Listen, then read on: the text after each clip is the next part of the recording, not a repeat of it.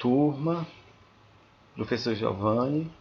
Hoje eu trago um assunto de redação, introdução na redação do Enem.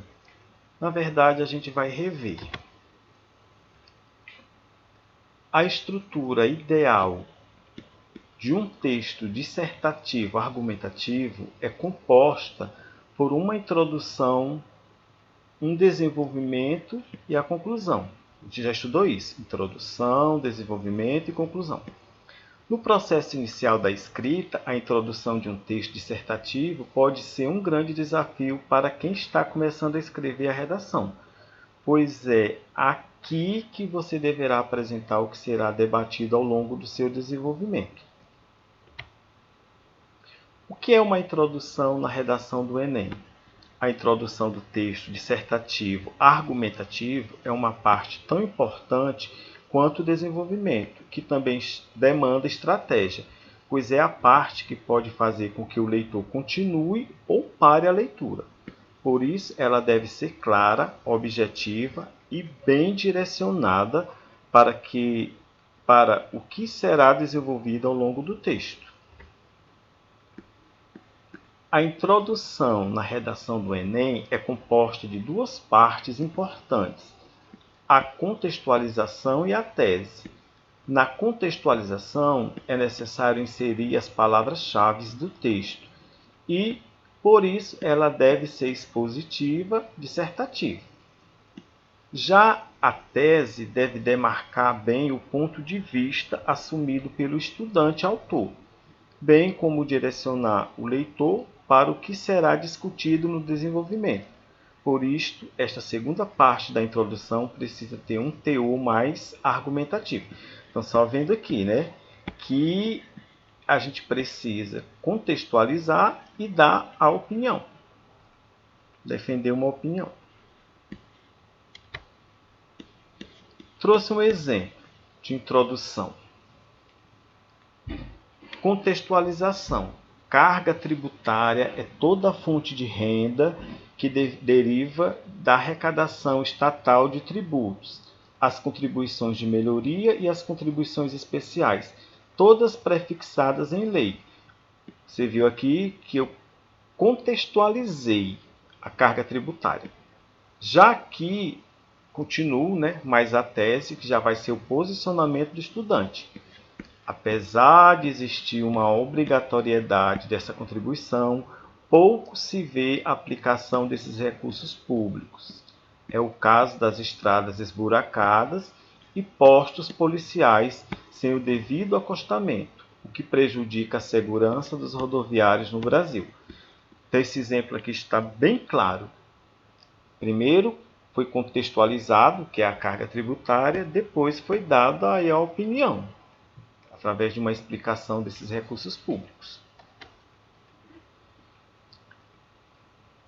Frases nominais seguidas de explicação. Aqui é um exemplo de uma forma de introdução do Enem. Vamos ver o exemplo. Filas, descaso, falta de medicamentos e ausência de profissionais da saúde.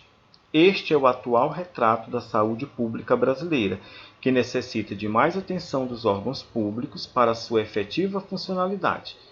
Mais o posicionamento do estudante, que é a tese. O posicionamento é a tese. Eu quero que vocês entendam que nesta primeira aqui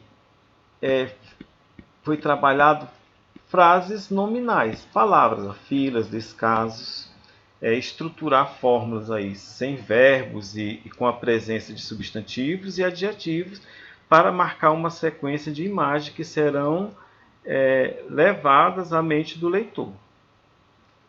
Então, aqui a gente viu uma forma, é uma das formas de uma introdução. Você iniciar com frases nominais. Outra pode ser através de uma alusão histórica.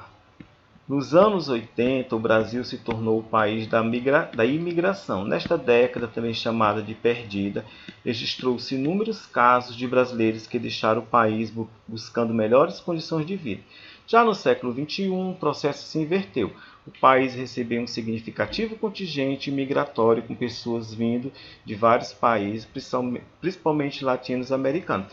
Então, a gente fez uma alusão histórica. Aqui houve um recorte temático, né, justificado pelo contexto histórico, um fato ou hábito cultural.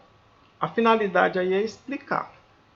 Então, foi usado a alusão histórica, depois é que vem o posicionamento do estudante, que é a tese. Vamos ver mais outro. Pode ser também uma introdução feita com a citação.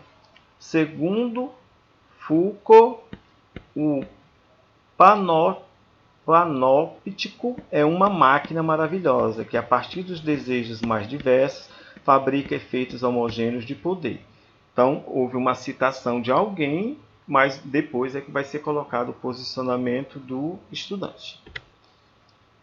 Através de uma analogia, a Finlândia vem sendo referência em desenvolvimento autossustentável, trazendo um bom exemplo do que a educação é capaz de proporcionar para os jovens do país, para além do ensino tradicional. Aí depois vai ter o posicionamento do aluno, e aqui continua, né, dando aqui, falando já com outra estratégia de se utilizar muito bem aí. A estratégia é comparar duas situações distintas para provar certa semelhança. Então, por isso é que é chamado de analogia.